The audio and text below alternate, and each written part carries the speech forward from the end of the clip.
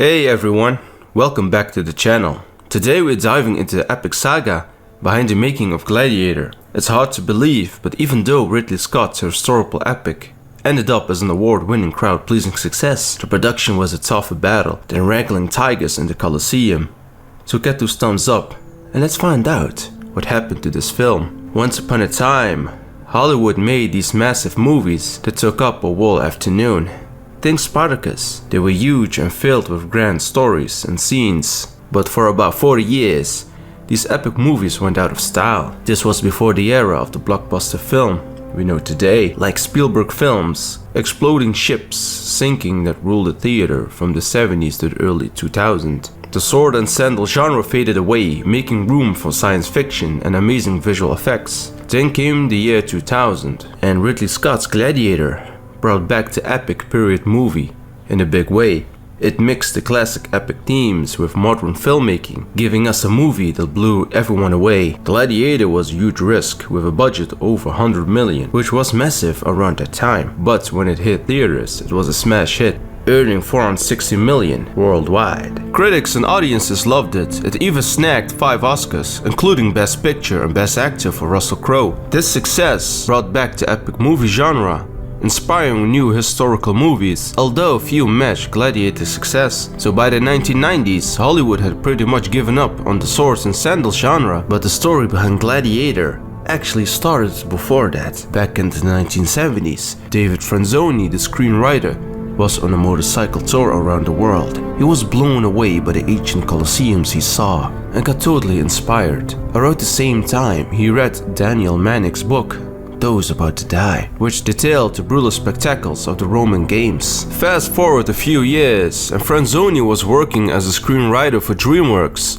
on Steven Spielberg's slavery drama Amistad. That's when the script for Gladiator really started to take shape. Franzoni was fascinated by the parallels between the worshipped arena heroes of ancient Rome and the modern-day sports celebrities. He nailed his pitch to DreamWorks by highlighting these connections. Bringing ancient Rome to life on screen wasn't going to be cheap, but the idea of stadiums filled with obsessive fans was something the producers thought was worth the financial risk. DreamWorks producer Walter Parks had a genius move to get Ridley Scott on board. He showed Scott just one image, Jean-Leon Gérôme's famous 19th century painting, Police Versio, which shows an armored gladiator looking up the crowd and the emperor for final verdict. Scott saw the painting and was hooked.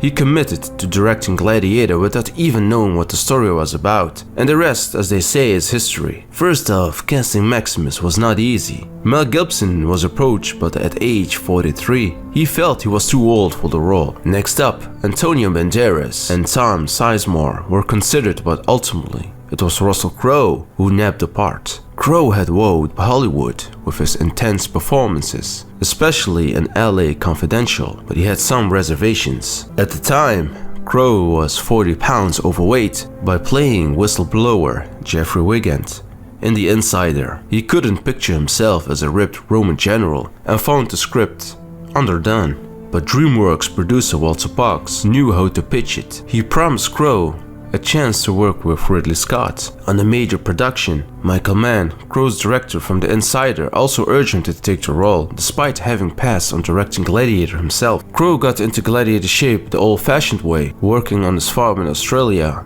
He initially wanted to use a Spanish accent for his character, Maximus, who was often referred to as the Spaniard. He modeled his accent on Antonio Banderas, but Ridley Scott wasn't convinced. Scott wanted something different in the Roman characters' accents to avoid distracting the audiences. As for the key roles, Jude Law was in the running play to play Commodus, but Scott had his eyes on Joaquin Phoenix, who nailed the role of the twitchy, temperamental tyrant. Jennifer Lopez auditioned for Lucilla, the sister of the emperor, but the role went to Connie Nielsen. Richard Harris was initially considered for Proximo, the gladiator owner, but that part went to Oliver Reed. Harris ended up playing the emperor's Marcus Aurelius, a role Crowe had hoped would go to his Inside co-star, Christopher Plummer. Peter O'Toole was offered the role of Senator Gracchus, but passed, so Derek Jacobi stepped in. Djimon Hounsou took on the role of Juba, Maximus' friend and fellow enslaved fighter. Scott drew inspiration from classic period films like Spartacus, The Fall of the Roman Empire, to bring authenticity to the Gladiator film.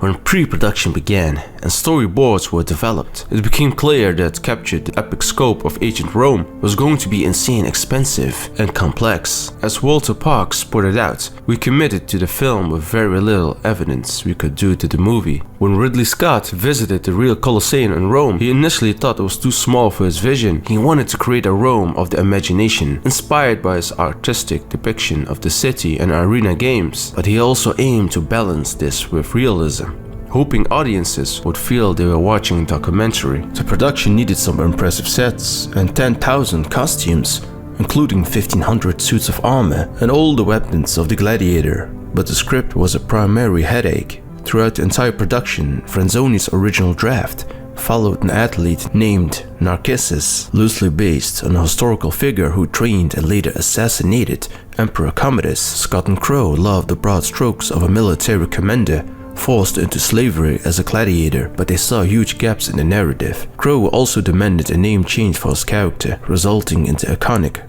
Maximus Decimus Meridius. To fix the script, John Logan was brought in. Logan, known for his work on Any Given Sunday, added depth to the characters and established the catalyst for Maximus' journey by killing off his family, but even that didn't solve all the problems. A table read with the cast just 2 weeks before principal photography was a disaster. William Nicholson was then brought in for a quick rewrite, but he ended up working on the movie until cameras stopped rolling. Filming began in January 1999. For the opening battle sequence, the production headed to Bourne Woods in England, which was conveniently marked for deforestation by the Royal Forestry Commission. All the equipment used by the Roman army was built practically and fully functional, including catapults, scorpions, and 2,000 arrows. Scott also wanted snow for the scene, and fortunately, the weather complied. Although the resulting mud and slush added yet another layer of complication to the shoot, despite the conditions and the complexity of costuming and coordinating hundreds of extras, this portion of the shoot was wrapped in 3 weeks.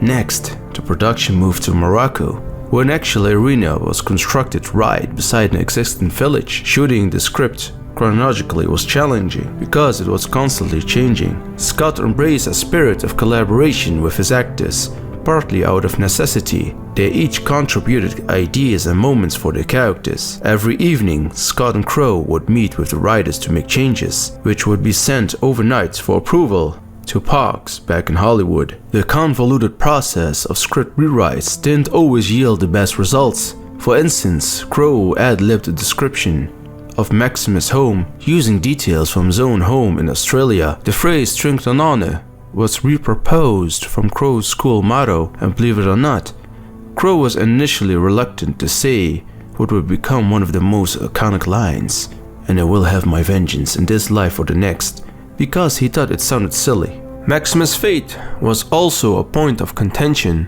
Originally, the character didn't die in the script, but during filming it was decided that his true objective was to reunite with his wife in the afterlife. Crowe bluntly put it, what else is going to do?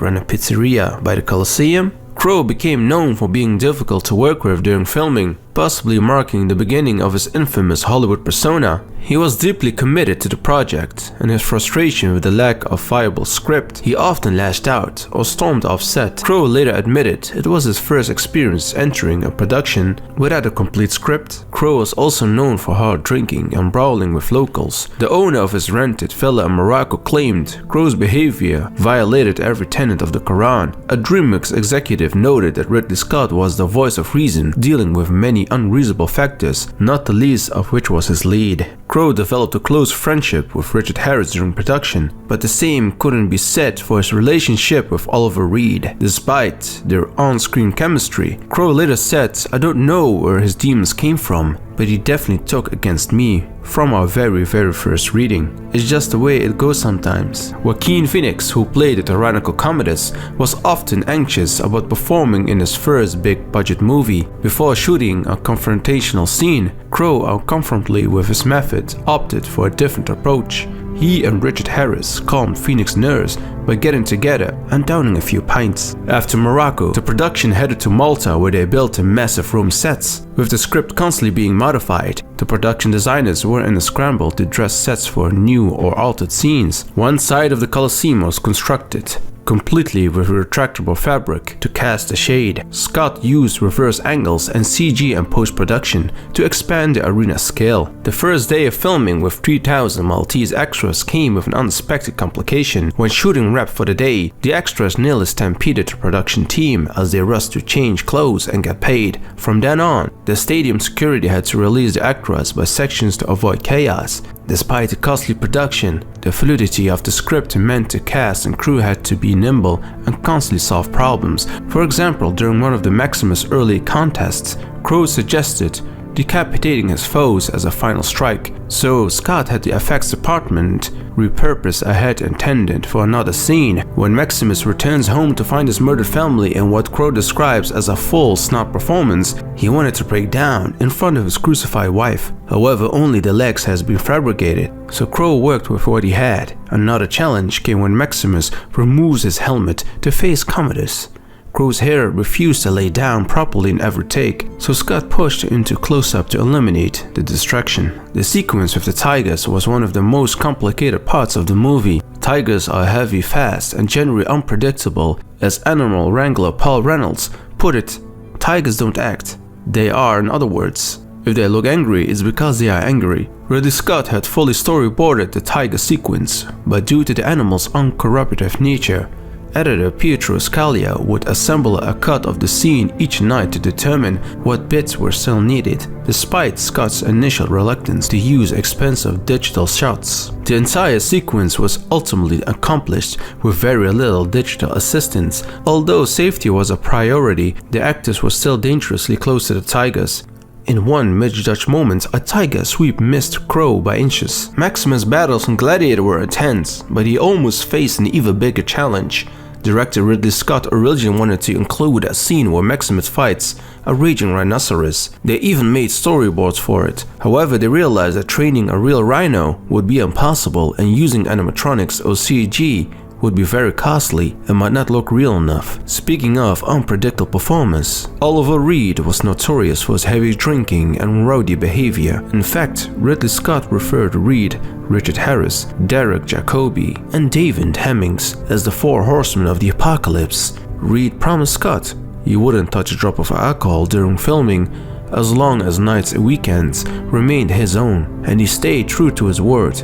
Well, one Sunday morning, 3 weeks before principal photography was completed, Reed died suddenly from a heart attack while at a pub. This tragic loss created a major production problem. Insurance would cover reshooting all of Reed's scenes, but that prospect was a logistical nightmare, and everyone involved had been inspired by his performance and wanted to honor the actor. Using extra footage and a body double and some digital trickery, Oliver Reed was effectively resurrected to complete his final performance. His planned scene at the end of instead was given to Jaimin Hounsey, which made sense, as Juba had organically become closest to Maximus during the evolution of the script. Through all the pressure, tragedy, frustration, danger, and complications, the film finally came together. Gladiator went on to be a huge success, winning multiple awards and cementing its place in cinematic history. At an eventual cost of $103 million, Gladiator presented considerable risk. At that time, a budget crossing $100 million was mostly unheard of in Hollywood, with rare exceptions like Titanic, Armageddon, and the notorious Waterworld. While Ridley Scott was a respected director, most of his 90s output had underperformed. There was even a studio discussion of somehow trimming the movie to avoid an R rating. But when Gladiator opened up in May of 2000, it was a runaway box office success, ultimately collecting $460 million worldwide. Critics cheered the blend of the period drama and visceral spectacle, and the praise extended to the Academy Awards, with the movie earning a dozen nominations and taking 5 Oscars, including Best Picture, Best Costume Design, and a statue for Russell Crowe, launching him into a Hollywood A-list. Unsurprisingly, Gladiator's success brought the historical epic genre back to life. Soon after, other big-budget historical movies followed, including more from Ridley Scott himself. However, few of these films match Gladiator's success and acclaim. Talks about a sequel have been around for years, and it finally happened. But without Russell Crowe. Of course. Russell Crowe and Ridley Scott would reunite 4 more times, with Crowe growing more accustomed to the loose production process. He once joked to his director, "One of these days, we should actually do a film where we know what we're going to do before we start."